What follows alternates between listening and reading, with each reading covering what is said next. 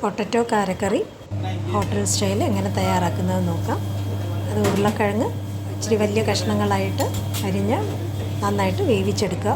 മഞ്ഞൾപ്പൊടിയും ശകലം മുളക് പൊടിയും ഇട്ട് ഉപ്പും ഇട്ട് വേവിച്ചെടുക്കുക. നന്നായിട്ട് വെന്ത് വരുമ്പോൾ ഊറ്റി മാറ്റി വയ്ക്കുക.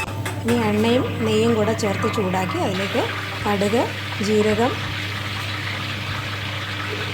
ഉഴുന്നുപരിപ്പ്, കടലപ്പരിപ്പ്, ചുമക്ക നന്നായിട്ട് മൂപ്പിച്ചെടുക്കുക. ഇത് ചെമ്പൂരിലുള്ള അന്നമിത്ര ക്ലൗഡ് കിച്ചണിലുള്ള സ്പെഷ്യൽ റെസിപ്പിയാണ്. ഈ ഉരുളക്കിഴങ്ങ് കറിയിൽ ഉള്ളിയോ വെളുത്തുള്ളിയോ ചേർത്തിട്ടില്ല.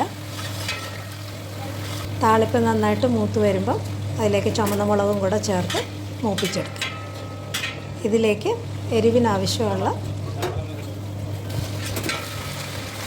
പച്ചമുളകും കരിവേപ്പിലയും കൂടെ കായപ്പൊടിയും കൂടെ ചേർത്ത് മൂപ്പിച്ചെടുക്കുക. കായപ്പൊടിയും കൂടെ ചേർത്ത് പരിപ്പുകൾ നന്നായിട്ട് മൂത്ത് വരുമ്പോൾ അതിലേക്ക് പുളിവെള്ളം ചേർക്കും.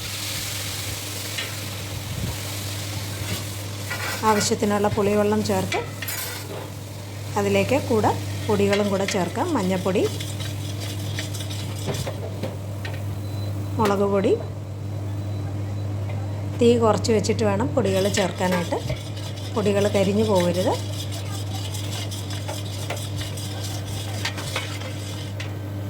ഇതിലേക്ക് ശകലം മല്ലിപ്പൊടിയും ഇഡ്ഡലിപ്പൊടിയും കൂടെ ചേർക്കുക. ഇത് അന്നമിത്രയിൽ തന്നെ തയ്യാറാക്കിയ സ്പെഷ്യൽ ഇഡ്ഡലിപ്പൊടിയാണ്. പൊടികൾ നന്നായിട്ട് മൂത്ത് വരുമ്പോൾ ആവശ്യത്തിനുള്ള ഉപ്പും കൂടെ ചേർക്കുക.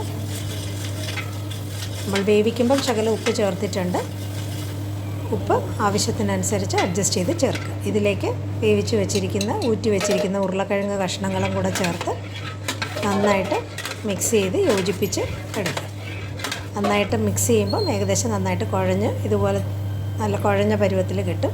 ആവശ്യത്തിനുള്ള മല്ലിയിലയും കൂടെ തൂവിയെടുത്താൽ ചോറിനൊപ്പം വിളമ്പാവുന്ന പൊട്ടറ്റോ കാരക്കറി റെഡിയാണ്. പൊട്ടറ്റോ സ്പെഷ്യൽ കാരക്കറി from Annamitra Chembur by Chef Srikanth.